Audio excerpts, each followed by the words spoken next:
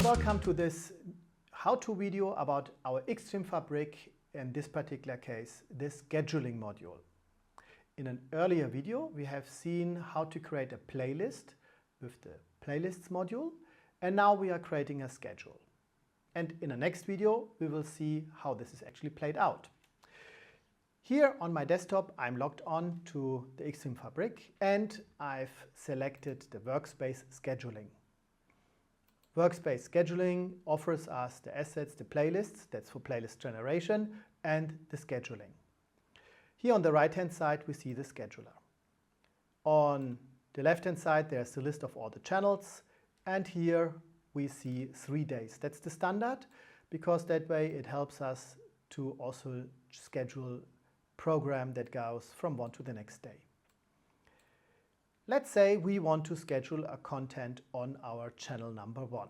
For that, the easiest it is to move directly into this channel, because it gives us a view on the various days and in the horizontal again on the time within that day. Okay, so this very moment it is afternoon time. For that reason, let's move a little bit to the right-hand side.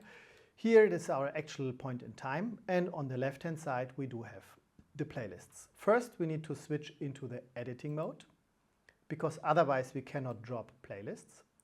And then let's take some of the playlists. So the last one that we have created was our holidays playlist. Let's put that here.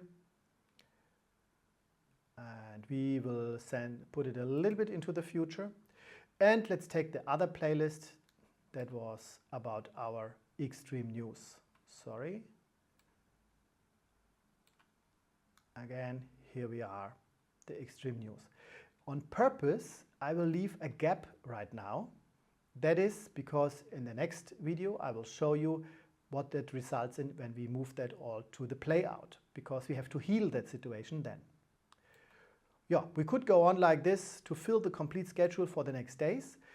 Simply as a practical tip, we have some customers that operate system as I do, so in blocks of some hours, like 3 hours, 4 hours, and we have other customers that create a playlist with a complete day in and repeat their days during the months and the years. So you have the full flexibility. You could also add individual assets, and for this we have this option here on the top. This is where we say plus, and with that plus we can add individual items. It asks us that at the very first we should create a point in time, and that creates a Solcode event, because the scheduler can not only be used for 24/7 playout, but also for nice event playouts. And these events are again composed from either assets or playlists. I told you that one of the possibilities is that we simply add one single asset. Now what it does, I've moved it into the asset mode, and it's now asking me to select an asset. And that is done all the way down here. The other option that we have is that we say we want to create a playlist, or we can have a live source. Live source again means it's just a live, no opener, no closer, and the most advanced is the playlist. Now why is that? The idea is that we can have a playlist prepared, as we did earlier, that consists from program elements and also from placeholders. You remember in our holiday playlist, we have created a placeholder, and this is here called the mid-roll advertisement. It has a duration, but that very moment it has no content yet. Yeah. As this is an event playout, we have the possibility to set what encoder it plays on, so for redundancy, and to select in a larger environment what encoder to use. Here we don't need to do that, because we are bound on our channel number 1, because we are scheduling program on this channel number 1. I told you earlier that when we create playlists, we do already various definitions, but we have the full flexibility to change that. So for instance, on the last clip, I have set in and out points, and for the video, but also for the overlays. And that is something that we do see here. We have oh, that's a bit weird, mark in at nearly at the very end, and a mark out. So we can override that, but I might have selected the wrong clip. That's not the one that I did the example in. Or does not matter.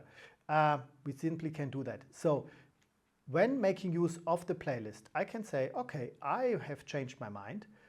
I want to define a new endpoint for that video clip, like from 7 seconds to the very end. So I've changed the duration of the clip.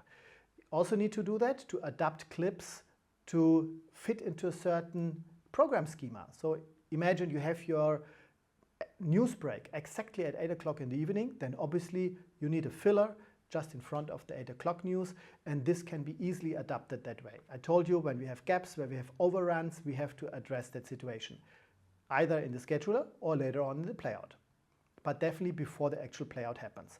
So here we have defined a fixed duration for the event, and we have moved in a playlist. And because of our live segment is very, very long, I think an hour, we have an overrun, an overlap. So we are too long, and we would need to do something about that. And for that reason, we can heal that situation by removing gaps. So simply to adapt the duration of the event to the content of it. So to stretch it out or to shrink it. Or we can fill in clips individually, one by one.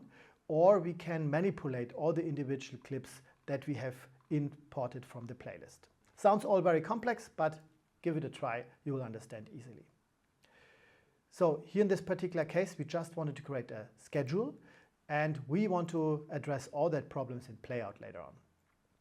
Again, we get the information, there's something wrong, but we do not care. The last step that we want to do here now in the scheduling is we want to send this schedule to the playout scheduler, so to the actual playout system. First of all, we need to save.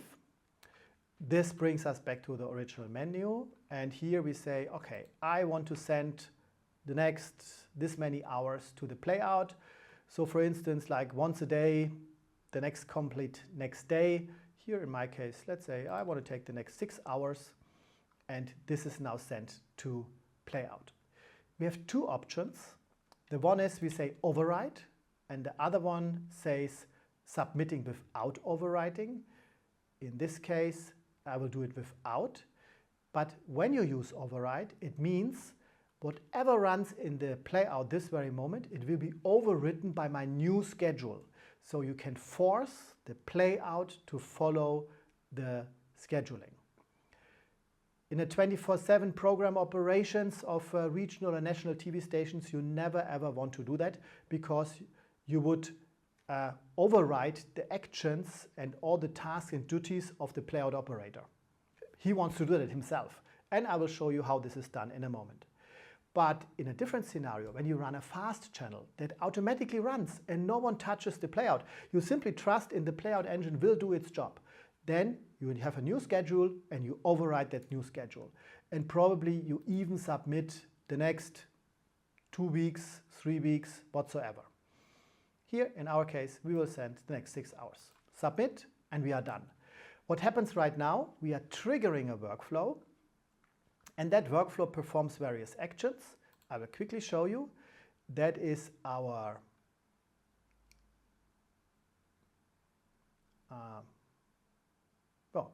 publish showboard. Here we are. What that does, this is copying files to the playout system, and it is afterwards sending this playout list, so the schedule, to the actual playout engine. Means you could run the playout separated from the x-dream-Fabrik at a different place or on a different computer. That helps you to scale or to build distributed architectures where you do probably multi-continent playout. This was a video about scheduling. The next will be about the actual playout. So thank you so much for watching, and see you in a moment in the next video.